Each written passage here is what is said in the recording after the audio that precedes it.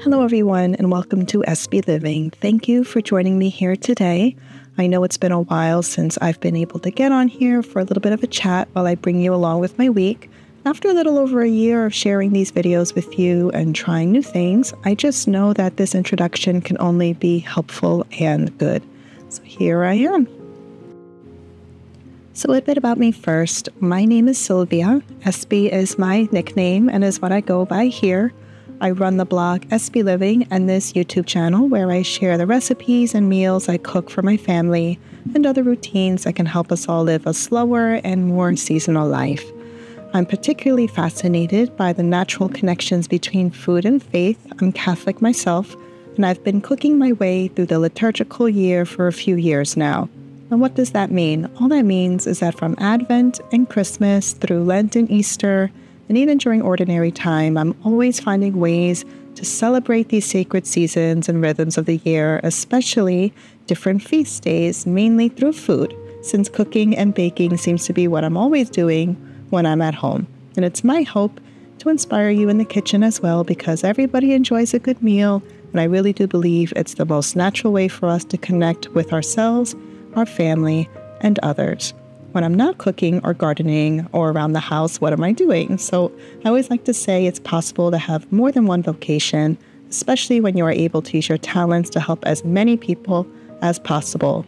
So not only am I a wife of many years, a mom to 3 growing girls, I'm also an assistant principal at an inner city high school, and this is after years of teaching history in those same communities. If you haven't guessed yet, if my accent got out, we are a New York City family, born and bred, and myself and my husband are the proud children of immigrants that hail from the southern tip of Italy, which is from my side, and from Jamaica, which is from my husband's side. I'm sure as I continue along, I'll be able to share a little bit more of where it's relevant, but for now, let's get into the kitchen. While preparing for the week, I always ask myself, what value or theme can I take along with me while I go throughout the day? And I'm looking at the feast days that are coming up this week and the teachings we can gain from them, and I landed on this concept, making your home a haven. And this is something so many of us want, and this idea of a haven can mean so many different things to different people. But at the end of the day, one thing we all want is peace and comfort and contentment. So join me while I show you a few meals you can make and a few ways I have found helpful, making this home a haven for myself and for my family.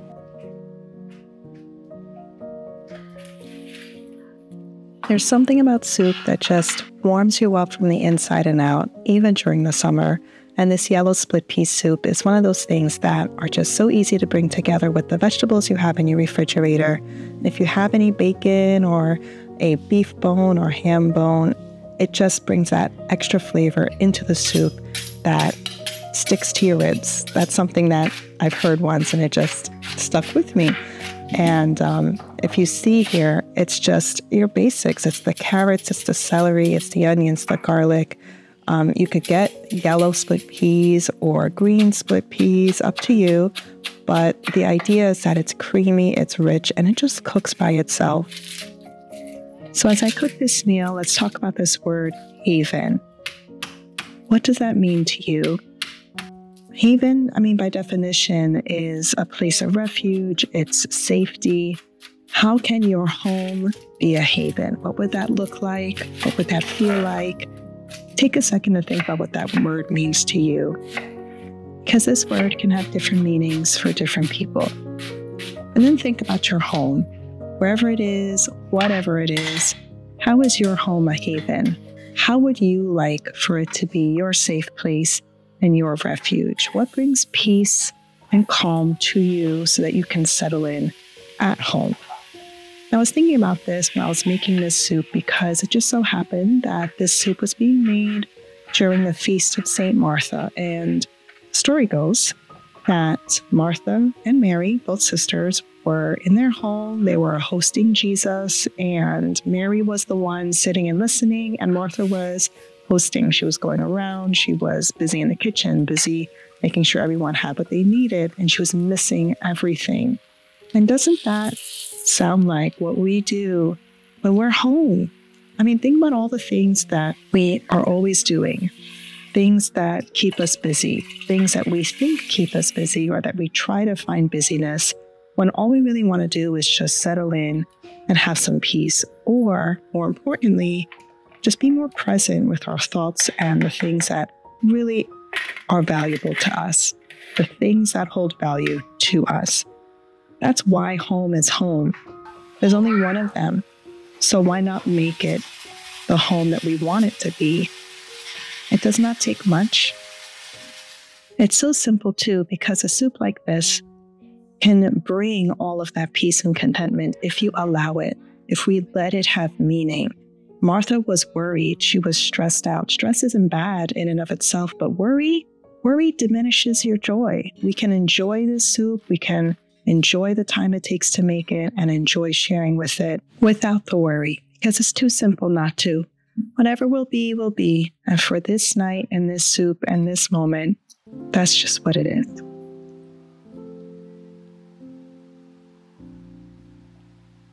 So outside in the garden, it's full of vegetables at this time of year. It's right in the middle of summer, which means that I'm not really planting that much, but I am picking a lot of tomatoes and a lot of beans. And I only grow what I know that we're going to be eating that day or as fresh as possible. I always believe that gardening should serve you and your family's needs, and it should only be what you feel is worth growing. I don't grow everything. Sometimes it's cheaper to buy certain things at the store, or you can buy better products at the store. And so I really make sure I grow what I know we will enjoy. If you don't know what I'm carrying right there, that's fennel. That is the biggest fennel plant I've allowed to grow. It's something that is very traditional in Italian cuisine. It's sometimes called anise. We use the fronds in fish. We use it with by itself in salads or in these little fried patties. And so this, as well as other herbs like basil, I tend to harvest a lot. I freeze or I make sure I have on hand for whatever I'm cooking for the rest of the week. And so every day something like this is happening. I'm picking something, I'm growing something, I'm chopping something. And it's about this something else that allows your home to be that kind of haven as well. And that something else is usually a reflection of what we were doing that day, what we've been doing the past few days. Allows us some time to mindlessly fall into our thoughts. Thoughts that sometimes we don't want to think about, and thoughts that sometimes we're afraid to think about. And why is that? Sometimes we really need to make sure that we are putting in that daily time to reflect, to examine our thoughts, to examine our conscience. This week, there is the Feast of St. Ignatius, and as a Jesuit, he's just one of those leaders who said this is the most important work that we can do as a person of faith, as a person that values truth and honesty, reflecting on your life, reflecting on your day, reflecting on your relationships with yourself and your family and others around you. Allow yourself some time to engage in this reflection. Your home will be much more peaceful and much more full of content when you allow yourself to just be and be at peace with yourself. Give yourself this gift of daily reflection.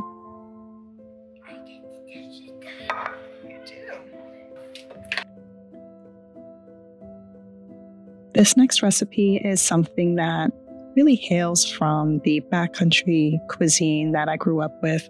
When people say, oh, you're Italian, you must like pasta and cheese and parmigiana, everything. That's actually not true. A lot of what I grew up with was, yes, pasta, but things like this as well, which are just basic ingredients put together, not really requiring a big recipe, but just food that sustained you and food that was flavorful just with the ingredients themselves. If you've never had Italian flatbread, which is called Piadina, it's very similar to other flatbreads you may be familiar with, like naan or maybe a floury tortilla that you find in a store, but this is just homemade.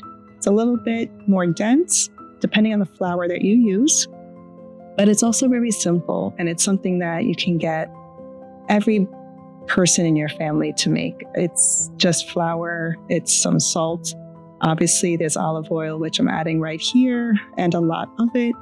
And it just becomes this luscious bread that you can make in the moment and sop up all of those juices of whatever you're serving. And I am serving this with a big skillet of chicken that's going to be roasting with peppers and onions and balsamic vinegar. It's a little bit sweet, it's a little bit tangy, and this piadina is just going to sop this all up. And it's one of these recipes when I do make it, I have the voice of my nonna or my grandmothers in my head. I'm just, how would they make it? Why would they be making this? It's not so much how, but it's the why. And I guess that's what I'm trying to get at. It's not so much how we do things, but why we do things. And the reason why I spend so much time, and I'm sure you spend so much time thinking about what you can do to pray for your family, is not so much because it's what you want to do or have to do, or you feel obligated to do, but it's that need to provide and to serve others. We do that for our family. You may feel the call and the need, like myself, to do that for more people besides your family. And providing meals is just the most basic way you can do that. When you feed someone, you're not just giving them food, you're nourishing their body, nourishing their soul. Think about when you eat your favorite meal. Think about when you really enjoy the food in front of you. It becomes a bigger experience than just putting food in your mouth, right? And to provide that for someone else is possibly the greatest joy that I know I can experience, and you may well too.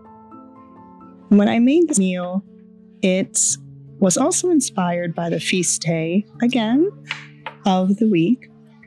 And it's actually coming this week. It's St. Alphonsus Liguori. And if you're able to, read up on him. He's not really famous, but he is someone that really inspires this life of service and charity for others. He, like many other saints, like many other people in the Catholic faith that we read about and are inspired from, he dedicated his life to helping others. And when you think about that, it's like, yes, I dedicate my life to helping my family. I dedicate my life to helping myself or my loved ones. So I also want to express how important this is in making your home a haven in that concept as well. Are we providing and serving our family not because we have to, because we want to, we are able to? Does not have to be something you do 24 hours a day. I surely don't, but it is something that I know when I am home, when we are home together, it is something that I strive to make sure people feel. How are people feeling about your role in their life? Reflect on that. How are people feeling? How is your children feeling? How is your husband feeling? How is your partner, your family, your parents? How is anybody feeling about you and your impact on their life? How can you express love, care, and concern? What are your talents that you can bring to the table? You may not like to cook like I do. Hey, it's okay. But what other things can you do to really share your joy and your peace with others? When you can reach that in a free way where you do not feel obligated to do that, but because you want to do that, your home truly becomes a haven, not just for yourself, but for others, for visitors, for people in need. You are much more able and possibly want to open your doors to others because your home has a feeling. Possibly the biggest compliment you can get about your home is how welcoming it is, right? And that has nothing to do the things on the wall or the type of kitchen you got or any luxury item that you got now. It has nothing to do with any of that, but has everything to do with how you are providing that care and concern, that love that people feel, and you do not need much. I know for me, I put good food on the table, everybody's happy. I'm happy, they're happy, we're all happy. And taking a page from Saint Liguori, it is that. Do what you can, do what you're good at, share it with others. You cannot go wrong. Your home becomes a haven for yourself, becomes a haven for other people.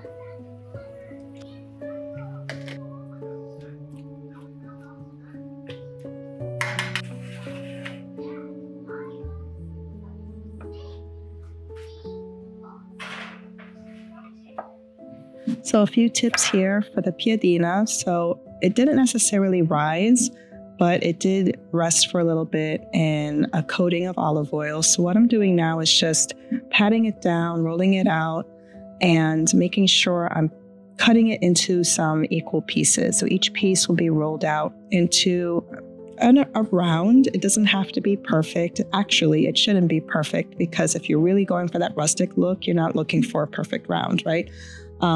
You're just trying to make it flat.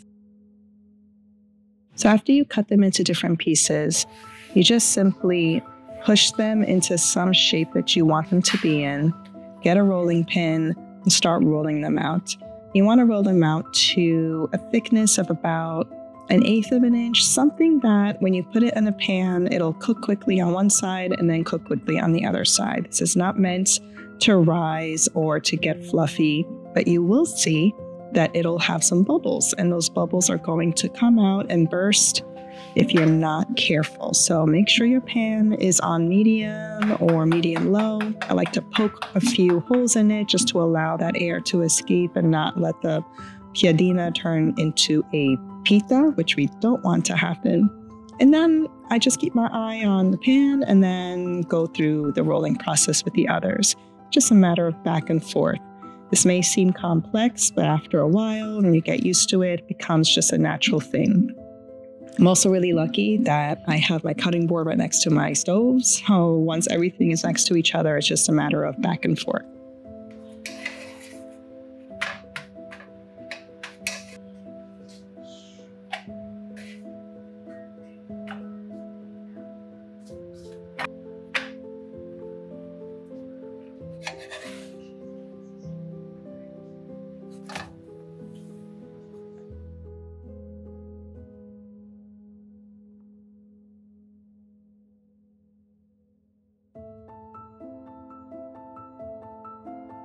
These piadina are usually the last things that I would make before serving a meal, because they really should be served warm. You can put them in the oven on a very low 2 or 250, but usually you just want to make sure they go from the stove straight to the table. So once the piadina are on the table, it really is just time to eat. You've seen me dress my table multiple times before. It is a really, really long table. And for our family of 6, we usually just sit at the halfway mark. And if you've ever wondered why I have so much stuff on the back end of my table, those are just the things that I always go to, that I always need. So they're there. They're just part of the table. You might have that situation as well. It is what it is. So at this time, we're just, serving up what our usual dinner would be. It does not stop with the chicken and peppers. There's always some fresh veg, and again, from the garden, and we just make use of what we have. Once this all food is on the table and everyone has their plate, it really is that beautiful feeling of love and concern and care that's just coming through this act of service, this act of love from the cooking and from the food.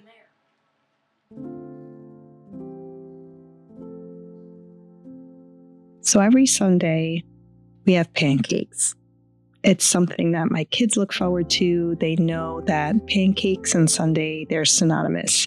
If we're having pancakes on any other day, they wonder, what's wrong? It's not Sunday. So it's a funny thing, but it's also a very comforting thing, because these small expectations that you have, these little guarantees in life that something's going to happen regardless of anything, that you can trust something will be there, like these pancakes on an early Sunday morning, It's a beautiful thing. It allows your home to be a haven that much more. These little rituals, these little routines, these little guarantees, I like to call them that, because it's nice to know that you can trust that something's going to happen. How beautiful is it to know that at any particular day, at a certain time, you know that something that will make you happy will happen. Pancakes are like that for us. It's every week. It's too easy. It is something that we know we have right before we get ready to go to church. And it allows your home to have this rhythm to it. It allows everyone to know that there is some comfort in knowing that things will happen at particular moments, particular times. And going back to that concept of allow things to have meaning. It's okay for something to mean more than just what it is. Isn't that something that we want anyway? It's just something that we strive to have. When your life has more meaning to it because of these little things, it becomes much more beautiful. It becomes much more what you want it to be. Now, when you think about these simple things, I mean, here I am talking about pancakes, right? But I'm not really just talking about the pancakes. I'm talking about the experience you're providing for others. It's something that you can't make up, and it's something that is that genuine feeling. I always like to say that being honest is one thing, but being genuine is another. Because we can be honest, but honesty can be cruel sometimes. Honesty can be blunt, right? But being genuine means that there is some level of courtesy that you're providing to someone else. And that is something that when you bring into your home, it allows your home to feel safe. Rituals, routines, these little small gestures, these little expectations, these little guarantees bring safety. And that is just another aspect of being a haven. It's actually one of those definitions. A haven is a refuge. A haven is a place of safety. So what can you do in your home that can provide this sense of safety, that can allow someone to say, this is what brings me comfort. This is what I'm looking forward to. This I know will happen because this always is the case. How can you provide for that? It's not hard. It might be an activity that you do together as a family. It might be a special meal that's not pancakes. It might be a family board game that you have, or if you have little ritual date nights that you do. What can you do that you can stick to on an ongoing basis that allows you to provide that rhythm for yourself and for those that you love? Allow your home to be a haven in these ways, and you will have much more peace and much more contentment. Can't wait to see you next week. Have a beautiful week. Love to hear from you, and God bless.